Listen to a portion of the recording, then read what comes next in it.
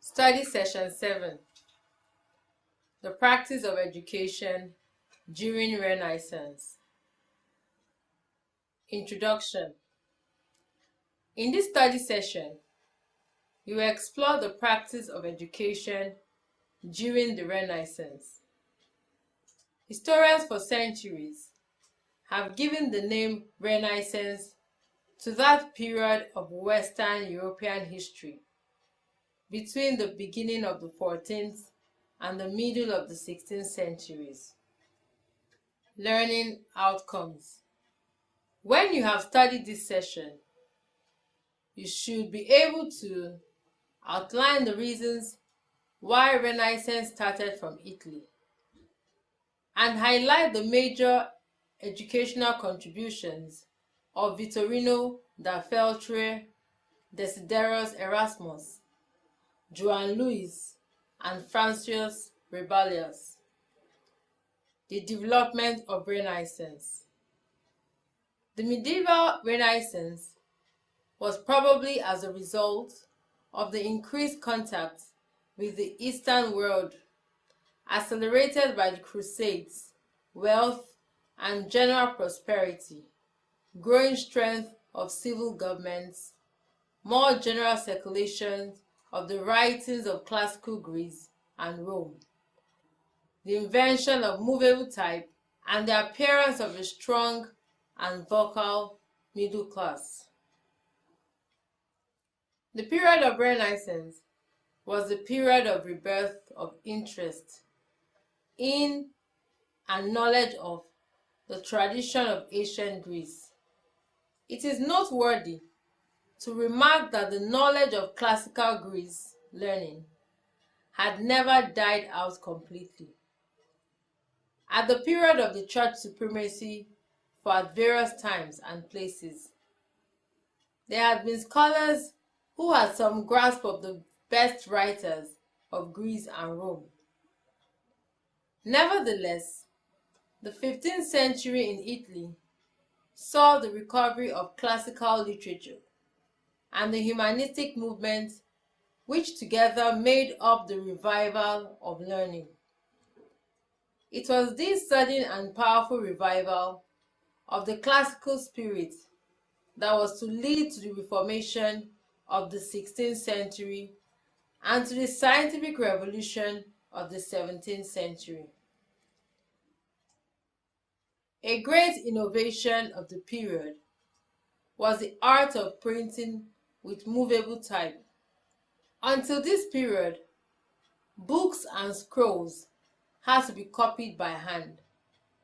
With the development of printing press by Johann Gutenberg in mid-15th century, it became possible to publish in great quantities and at a great speed copies of the Holy Bible, which before this period had been the treasure of only the monastic libraries, now came within the reach of the public.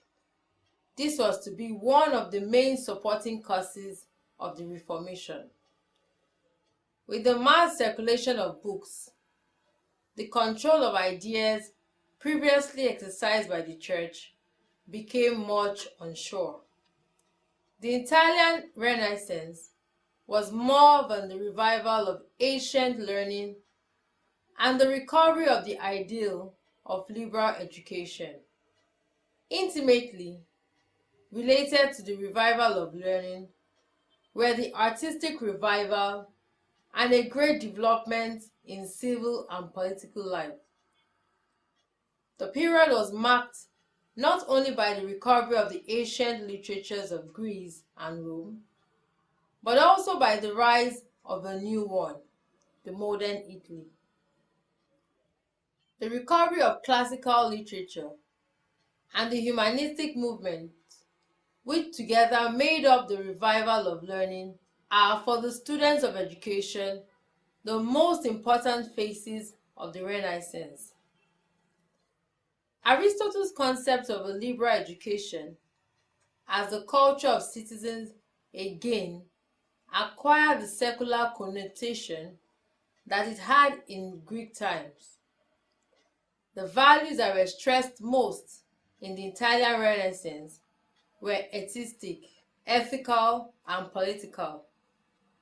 Reasons for the development of Renaissance in Italy. 1.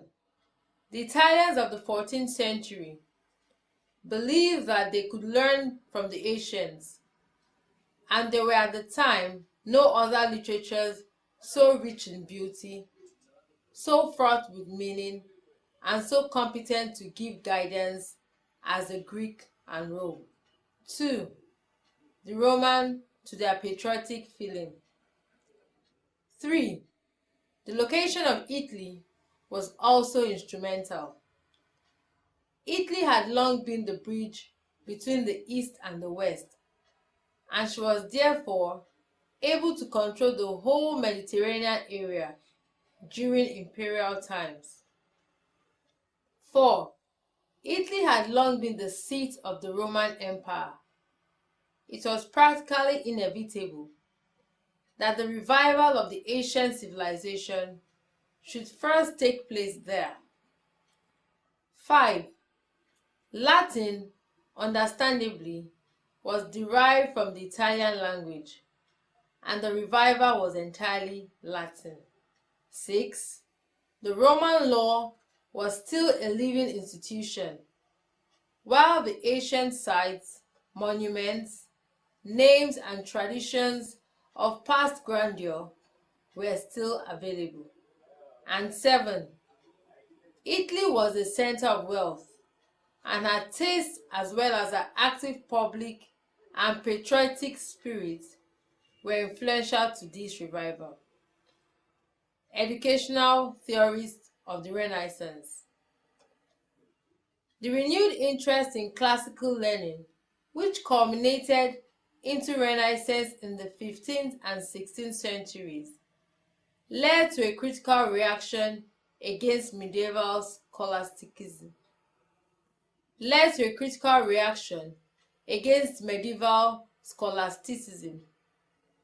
Notable Renaissance scholars included Vittorino da Feltre, Desiderius Erasmus, Joan Louis, Vives, and Francis Rabelais, who came up with new ways of thinking and ideas. Vittorino da Feltre, 1378 to 1446. Vittorino da Feltre was a distinguished scholar and educator. He was referred to as the first schoolmaster because of his dedication to teaching. He taught for 42 years, and he was therefore able to practicalize his educational ideas. Vittorino's motive of education was to produce good citizens with a sense of social obligation and social concern. He was employed by the nobles to teach their children, and he did encourage the aristocrats to patronize education. He named his school the House of Joy. He tailored his principle of education along the thinking of Quintilian. He made physical education very prominent in his school curriculum. He also placed much emphasis on the teaching of language. He advocated that the interests of the students should be paramount in the selection of subjects as well as methods of teaching. He also advocated individualistic training. Vittorino was able to train many young people who later spread the revived Greek learning and the new humanist outlook. That was his greatest contribution to Renaissance. He advocated a parallel study of both Greek and Latin. According to him, the study of the languages implied a deep and broad study of their literatures. Geometry was his best teaching subject. For him, education should be used as an instrumental for the complete training of man for leisure and action, and especially for service to state and church by the use of ancient literatures. Desiderius Erasmus, 1466 to 1536. Erasmus of Rotterdam was a prolific writer, and he believed that education must be used for useful purposes. His first book, which was published in Paris in 1500, was the Adages or Families, quotation from the classics. He used each quotation as the subject of text for his comment or interpretation. His second book was his Colloquies. Erasmus later wrote 2 books on methods of teaching. Of all the books prepared by Erasmus, his edition of the New Testament in the original Greek in 1516 had the widest influence and showed best his central purpose.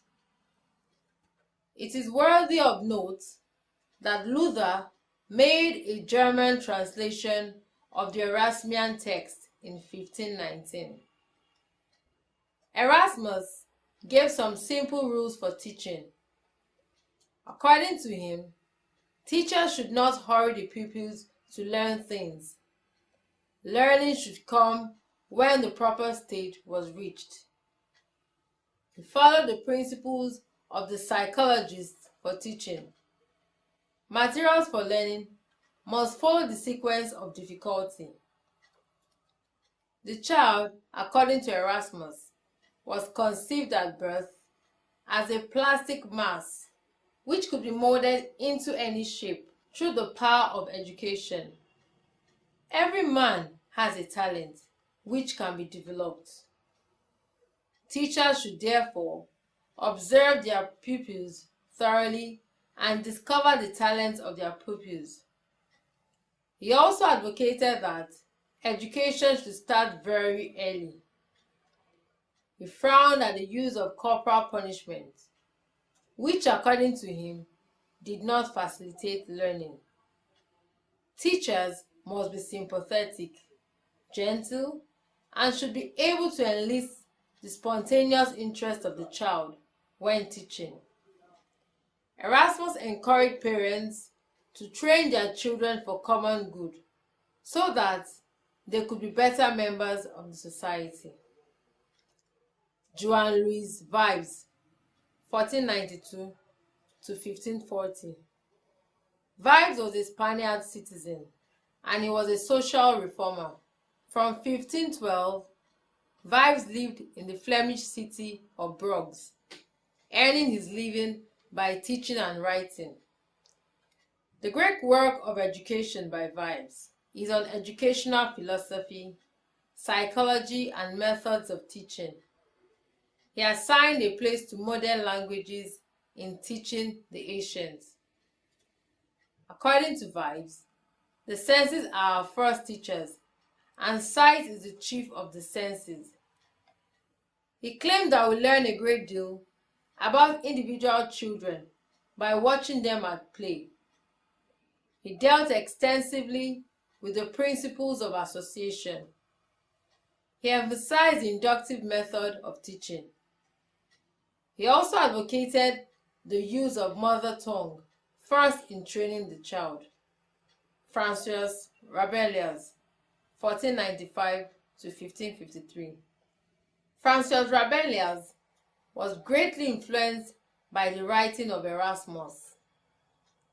His works were known to Locke and Rousseau. He devised a program where students will have encyclopedic knowledge. According to him, children should learn from things first and not from books. Children must learn through plays and practical things. According to him, it was only after observation that the children could claim to have learned something. Rabelais gave prominence to physical exercises as well as moral training in his scheme of education. Hints. We should conclude this session by indicating that a remarkable similarity between the classical period of Greece and the period of Renaissance is the breadth of interest it encouraged. This universal curiosity was not only displayed by thinkers, artists, but also by statesmen and rulers. Although Italy was the cradle of the Renaissance that spread throughout Western Europe, leadership soon shifted to France and England. Educational policy during the period of Renaissance was directed by the state. The church was more regarded as the agency of Western education. Schools now became more institutionalized and formalized, and the main objective was to educate people to become good citizens rather than being Christians. Study session summary. In this study session, you learned that the revival of learning was popularly referred to as the Renaissance. The Italian Renaissance was more than the revival of ancient learning and the recovery of the ideal of liberal education. Intimately related to the revival of learning were the artistic revival and a great development of civil and political life. The period was marked not only by the recovery of old literatures, but also the rise of a new one. End of study session 7. Thank you for listening.